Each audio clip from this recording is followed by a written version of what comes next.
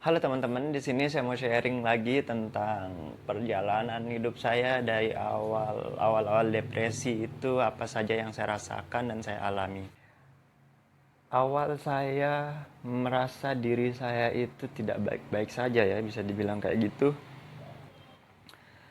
Jadi saya ngerasa saya kehilangan semangat, saya kehilangan motivasi, saya tidak ada minat terhadap apapun itu. Ada pertanyaan di dalam hidup saya itu, saya berjuang itu alasannya apa, saya itu hidup mau kemana. Banyaklah pertanyaan-pertanyaan yang apa ya, pertanyaan-pertanyaan tentang hidup lah, terutama hidup ini mau kemana, hidup ini untuk apa, saya di sini itu ngapain. Terus awal-awalnya itu perasaannya itu nggak karuan. Tidak tahu akan apa yang harus saya lakukan. Saya merasa kebingungan, saya merasa apapun yang saya lakukan itu serba salah. Saya begini kayak nggak enak, saya begitu kayak nggak karuan, serba salah. Terus saya tuh waktu itu masih kerja ya, masih kerja. Tapi saya kayak nggak tahu tuh kerja itu untuk apa gitu loh. Saya nggak tahu kerja itu untuk apa. Saya itu punya masalah. Saya punya masalah yang nggak bisa saya ceritain di sini, yang saya pendam selama bertahun-tahun sejak saya kecil, sejak saya masih di sekolah dasar, masih SD gitu ya, sampai di titik saya, di umur saya yang 25 waktu itu ya, tahun lalu. Saya pendam itu. Akhirnya saya, ya bisa dibilang itu sebagai trigger utama saya mengalami depresi, yang membuat saya mempertanyakan hidup ini untuk apa. Hidup ini mau dibawa kemana, apa alasan saya berjuang kalau hidup saya itu kayak begini gitu loh. Terus akhirnya saya bingung, saya harus melakukan apa. Saya berdoa di situ, saya berdoa, awalnya itu saya berdoa sama Allah, ya Allah, kenapa hidup saya itu kayak begini, apa yang harus saya lakuin, apa ada jin dalam diri saya, apa ada iblis atau setan dalam diri ini. Terus saya berpikir, saya coba ruqyah aja kali ya. Akhirnya saya coba nanya tuh ke teman-teman saya, ke teman saya nanya informasi tentang ruqyah. Akhirnya saya dapat informasi, saya diajak ke sana, saya pergi ruqyah. Dan di saat ruqyah itu saya nggak ngerasain efek apa-apa gitu di situ ya. Selesai ruqyah itu tuh nggak ada saya ngerasain perubahan apa-apa di situ. Terus saya berdoa lagi, ya Allah, apa yang harus saya lakuin, ikhtiar apa lagi yang harus saya coba, yang harus saya jalanin untuk mengatasi masalah ini gitu loh. Akhirnya saya nyoba, saya berpikir di situ, logika saya itu berpikir, di pikiran saya itu kan, di dalam diri ini, dalam diri manusia itu ada dua ya, ada fisik, ada jiwa. Ketika fisik kita sakit, kita pergi ke dokter, kita minta tolong dokter, kita ikhtiar, kita minta bantuan, kita berobat ke dokter, ngobatin fisik kita yang sakit. Nah, sekarang mungkin di titik ini fisik saya nih yang lagi sakit. Dan sekarang saya perlu untuk nyari bantuan, saya perlu untuk minta bantuan profesional yang ahli dalam bidangnya. Yang pertama itu saya pergi ke psikolog, saya cerita, saya sharing di situ, saya ungkapin di situ semuanya, dan di situ saya menyadari bahwa ternyata banyak sekali luka yang saya pendam gitu, luka yang harusnya diobatin, harusnya saya selesaiin, banyak sekali masalah yang harusnya saya selesaiin, bukan saya simpan sendiri, bukan saya pendam. Di situ tuh masalah itu nggak selesai, jadi dia itu di situ tuh semua masalah itu nguap, akhirnya muncul jadi depresi gitu loh. Saya mempertanyakan tentang hidup semuanya, kayak terlalu banyak beban yang selama ini saya simpan sendiri. Bahkan teman deket, keluarga deket sama sekali nggak tahu apa masalah saya simpan sendiri, saya berjuang sendiri. Ternyata itu nggak boleh, jadi harus ada Kita itu harus punya temen sharing yang ibaratnya yang objektif, yang bisa kita sharing, yang bisa kita ungkapin apa yang kita rasain. Yang selama ini saya pikir saya orang yang sabar, ternyata saya orang yang pintar sekali mendem, ternyata itu bukan sabar gitu ya.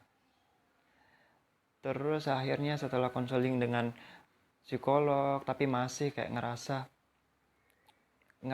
apa ya, waktu depresi itu rasanya pikiran sama perasaan itu susah sekali untuk dikontrol, susah untuk dikendaliin. Ibaratnya gini, bukan saya yang mengendalikan pikiran dan perasaan saya, tapi kok saya ngerasa pikiran dan perasaan saya yang kendalikan saya. Jadi kayak saya nggak mau kayak gini, tapi kenapa saya melakukan itu gitu loh. Saya nggak bisa mengendalikan pikiran saya itu kayak sangat-sangat liar, kayak kewalahan dengan pikiran sendiri, kayak pikiran nanti saya pengen remes. Saya beberapa kali saya sharing ke psikolog saya pengen banting rasanya kepala saya ini, kenapa kok rasanya kayak begini gitu loh. Saya pengen gimana ya, saya pengen lepas kepala saya ini sebentar, otak saya ini sebentar, supaya dia berhenti berpikir, supaya dia nggak liar sekali berpikir gitu loh. Saya capek gitu.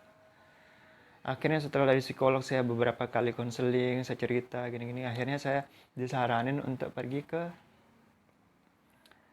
psikiater, dokter spesialis kejiwaan. Nah, disitulah saya menjalani treatment dengan psikiater, dokter spesialis kejiwaan. Di situ saya cerita, saya langsung dikasih tahu kalau di edukasi kalau saya ini udah harus mengkonsumsi obat-obatan, harus di treatment dengan obat-obatan karena eh, di titik itu pikiran saya, jadi keadaan psikologis saya sudah mempengaruhi fisik saya. Jadi kayak keadaan saya itu mengalami yang namanya psikosomatis itu adalah keadaan di mana psikologis, misal perasaan kamu tidak nyaman atau kamu ngerasa kayak tertekan atau apa kayak gitulah, kayak ada stres yang sudah mempengaruhi fisik. Fisik kamu itu kayak yang saya rasainnya mual, gemeter, terus nyeri di otot saya, pokoknya sensasi di badan tuh benar-benar nggak enak gitu ya. Terus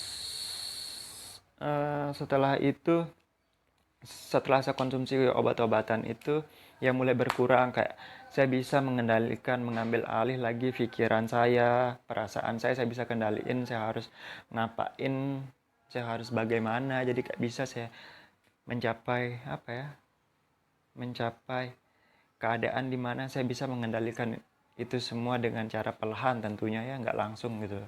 Semua itu butuh proses. Buat teman-teman di sini tujuan saya sharing ya, pokoknya tujuan saya sharing di sini supaya kalau ada orang yang ngerasain apa yang saya rasain itu tahu harus ngapain gitu ya. Jadi akhirnya pelan-pelan saya mulai bisa lah untuk kembali hidup dengan biasanya gitu loh.